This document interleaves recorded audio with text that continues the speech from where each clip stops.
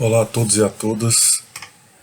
O vídeo de hoje não é fácil, mas é um vídeo que trata de um problema especificamente relacionado à ética em pesquisa. E que problema é esse exatamente? O problema se chama termo de ciência e consentimento, que tem a ver especificamente com a postura do atual Ministério da Saúde sobre o uso da cloroquina em associação com a azitromicina para a Covid-19. Hoje o Ministério da Saúde deixou disponibilizado em seu site o que seria esse termo de ciência e consentimento, voltado a profissionais da medicina e pacientes que tenham a Covid-19. E basicamente, nós temos um problema grave que é, do ponto de vista ético, toda a redação desse termo de ciência e consentimento. E aí tem algumas passagens que eu vou deixar disponível o link para qualquer um acessar e ler. Tem algumas passagens que particularmente me chamam a atenção do ponto de vista ético. Por quê? Eu fui coordenador de comitê de ética em pesquisa com seres humanos e tem algumas resoluções que orientam bastante como devem ser as avaliações éticas de protocolos de pesquisa. Embora nesse caso não seja um protocolo de pesquisa, tem em comum a ideia de que esse termo de ciência e consentimento ele diz respeito à forma como deve proceder a relação entre médico e paciente. E alguns pontos, como eu disse, me chamaram bastante atenção, pensando em especial na resolução 466 do Conselho Nacional de Saúde, que orienta todos os comitês de ética em pesquisa no Brasil. E o que basicamente me chamou a atenção, e me chamou a atenção de forma negativa, em especial os riscos e benefícios. Nesse termo de consentimento, a redação já na primeira página tem uma passagem que deixa muito claro que fui devidamente informado em linguagem clara e objetiva pelo médico que esses medicamentos, e aí a gente está falando da cloroquina e a hidroxicloroquina, são medicamentos que já estão disponibilizados há alguns anos, em especial para prevenção e tratamento da malária. Mas, especialmente em relação ao coronavírus e à Covid-19, não há nada definitivo que ateste que o uso dessas drogas tenha uma taxa de sucesso significativo e deva ser usado de maneira escalonada, ou seja, com um protocolo de recomendação irrestrita baseado em evidências. Não há. O que há basicamente, e aí não há como dissociar isso da atual política brasileira, e aí em especial do atual governo brasileiro, é uma ideologização desses procedimentos. E aí quando eu chamo a atenção para o fato de que os riscos e benefícios foram os pontos que mais me chamaram a atenção e me preocuparam na leitura desse termo de consentimento, é que os riscos eles são significativos. E aí a gente está pensando aqui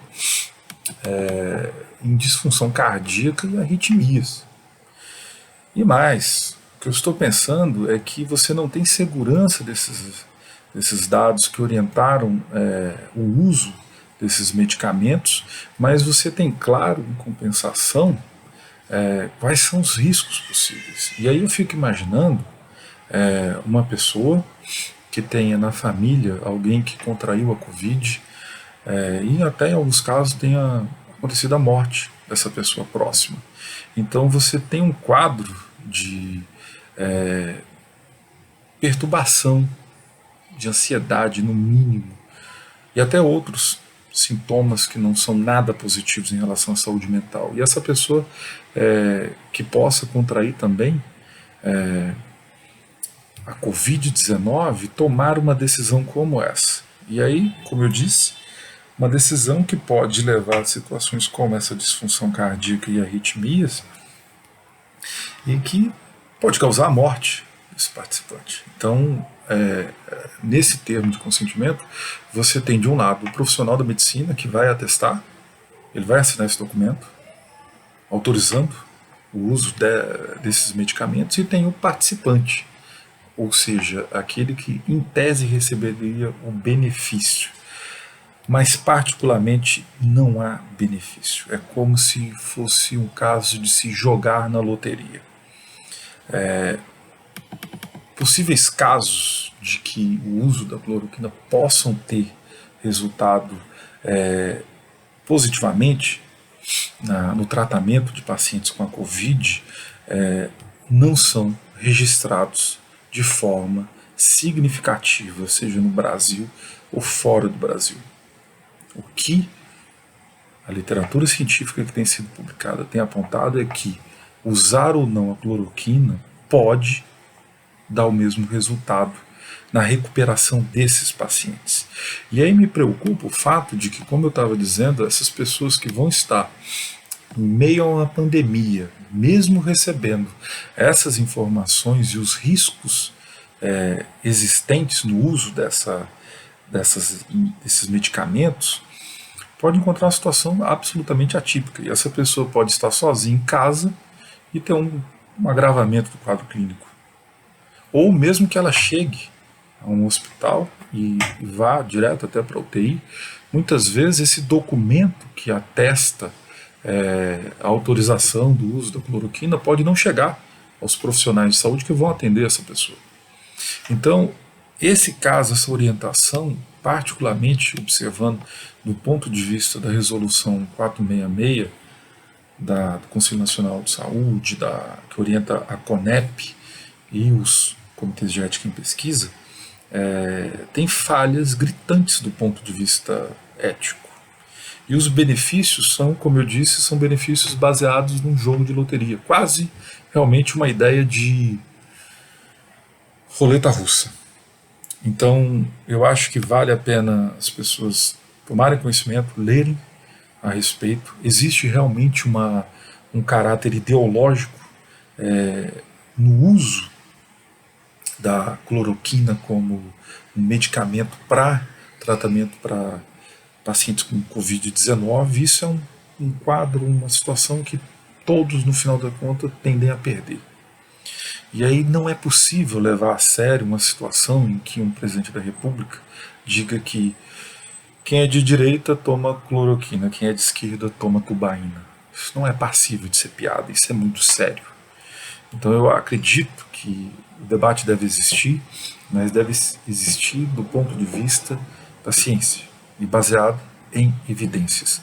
E esse termo de ciência e consentimento, ele absolutamente não é amparado nos procedimentos éticos que orientam qualquer pesquisa feita no país. É realmente jogar no escuro, e acredito que a melhor comparação possível é pensar uma metáfora envolvendo uma roleta russa. E não é possível levar um tipo de orientação dessa a sério num quadro de mais de 10 mil mortos no país. Agora está batendo, acho que 17 mil mortos. E semana que vem provavelmente 25 mil. E esse vídeo está sendo gravado dia 20 de maio. Então é necessário uma discussão muito séria que envolva não apenas profissionais de saúde, mas todo cidadão, toda cidadã deste país.